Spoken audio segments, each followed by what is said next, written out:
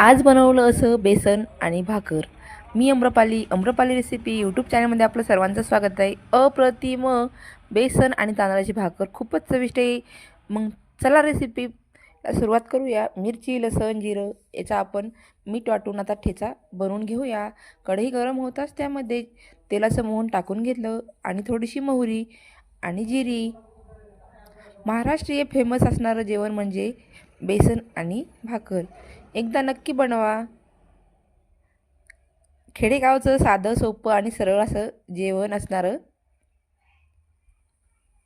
आता छान आपण सर्व जिन्नस तेलामध्ये कांदा, मिरचीचा ठेचा आणि जिरं, मोहरी, हळद छान तेलामध्ये मिक्स करून घेतलं। जेव्हा घरामध्ये काहीही नसेल बनवायला तेव्हा ही रेसिपी बनवून खा, खूपच उत्तम आहे आणि खेडेगावातल्या लोकांचं हे साधं सरळ असं जेवण आहे।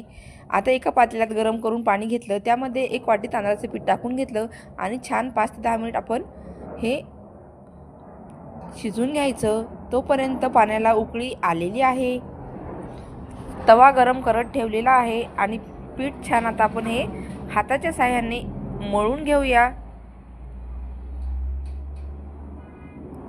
खूपच स्वादिष्ट तांदळाची भाकर आणि बेसन लागतं।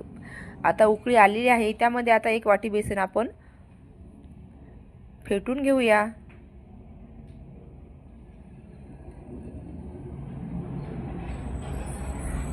आता भाकर आपण छान अशी थापून घेतलेली आहे आणि तव्यावर टाकलेली आहे। छान पाणी लावून अशी छान आता आपण दोन्ही साहाय्याने भाजून घेणार आहोत। बेसन आपलं शिजून तयार झालेलं आहे।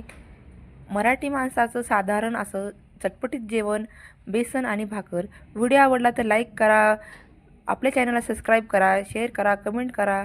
मराठी माणसाला साधं सरळ जेवण म्हणजे बेसन भाकर। शिवरायांच्या जयंतीनिमित्त सर्वांना हार्दिक शुभेच्छा।